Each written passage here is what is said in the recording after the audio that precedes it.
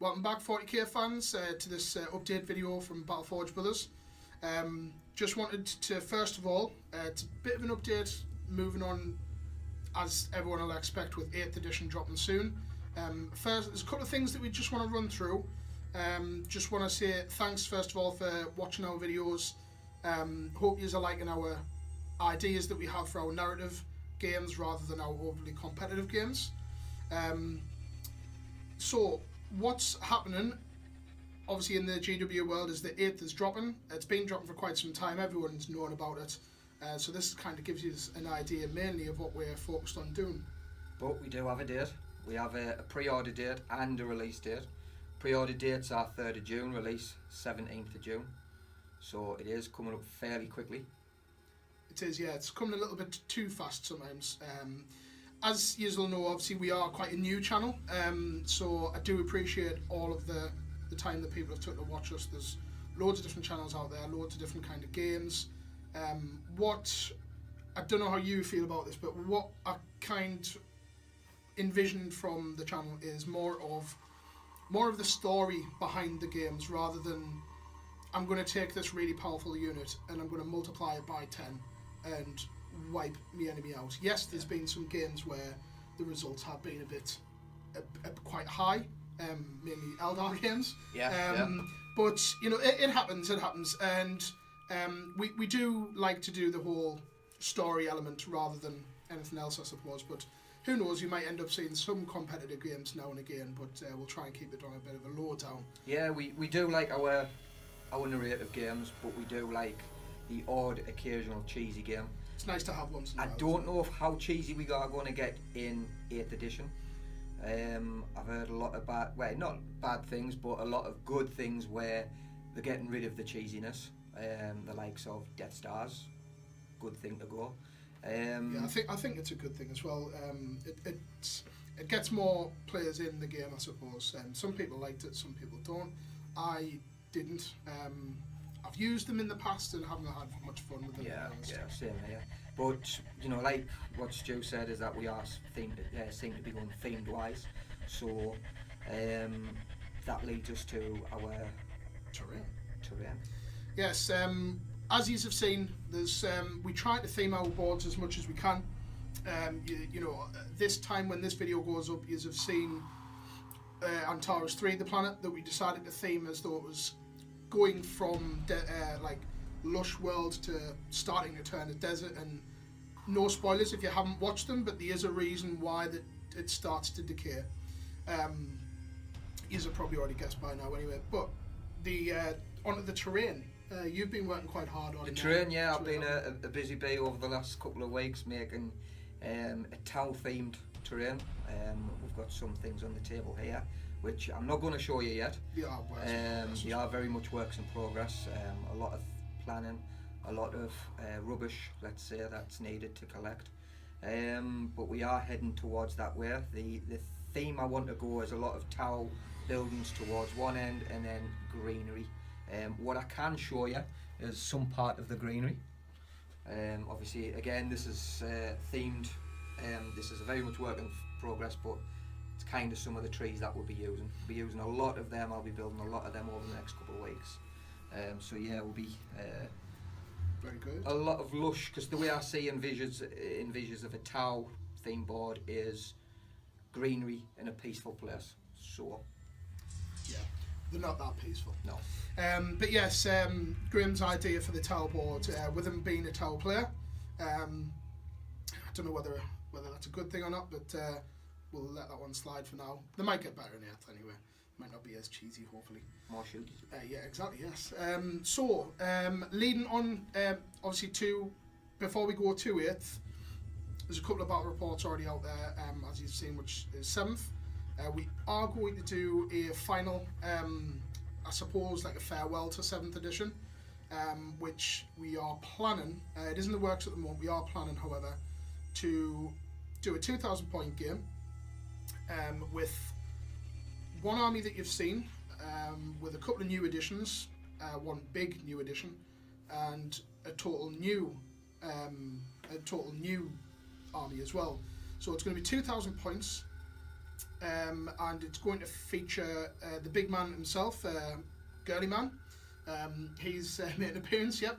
Roboutier, how you say it now, isn't it? Roboutier Guilliman. He will be making an appearance alongside his demon brother. So yes, the Thousand Sons, they're nearly done. I've nearly got 2,000 points of these guys ready to go. I just had to get Magnus. Thoroughly enjoyed playing them as well. But these guys will be making an appearance for the final 7th edition game, because we haven't had a chance at the moment to play them yet. We always like to have the painted armies on there, of course. So yeah, I bought Guilliman when he first came out, where 8th wasn't even mentioned yet. So I've never actually had a 7th game with Guilliman's rules. Yeah, so this will be a first for me for Guilliman. So yes, so that's the plan. Final 7th edition, Thousand Sons versus Ultramarines. The Ultramarines have featured on the channel so far. They're featured in 2 games. They're not the only army that Graham has, of course. You will get to see a couple of those other armies. Obviously, you've seen his Tau. Grey Knights will probably be up by now by the time this video. If not, they will be coming up soon. Check that one out. It is the conclusion to the Antares 3 campaign as well. Well, mini campaign, I suppose.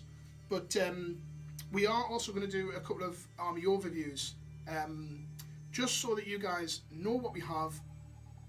And by all means, if we do games where you think, you know what, that list did well, but it would be better with this particular unit in, absolutely leave it in comments and stuff like that. We always look at the comments. So we will always have a try of some new combinations, especially with 8th coming as well. But yeah, so Thousand Sons making an appearance. Really looking forward to using them, and that will be the farewell for 7th, and we'll get to see what they are in 8th. Well, we've seen a couple of the stats of the Rubric Marines, but we'll see how things go. Mission-wise, we did have some ideas on missions, didn't we? We did, yes, yeah. We've got 3 types of missions: either Eternal War, Maelstrom of War, or, since I bought the book and never haven't actually used it, we were actually thinking of doing a Gathering Storm mission. Gathering Storm, yeah, be interesting to do that. Yeah, it does feature heavily with the Thousand Sons, Magnus especially, going against his brother Guilliman, so hopefully we can get some of that into the battle report and, make it more themed. Yeah, I think that's what you'll see anyway. That's what we're hopefully wanting to do in 8th as well, to keep things more story driven. Yes, there'll be powerful units in it, the likes of Magnus, the likes of Guilliman, Wraith Knights, the big boys, I suppose, what you want to call them, but they will feature in reports that, we haven't bought the models and nobody buys the models to never use them, but we will try to make things more story driven.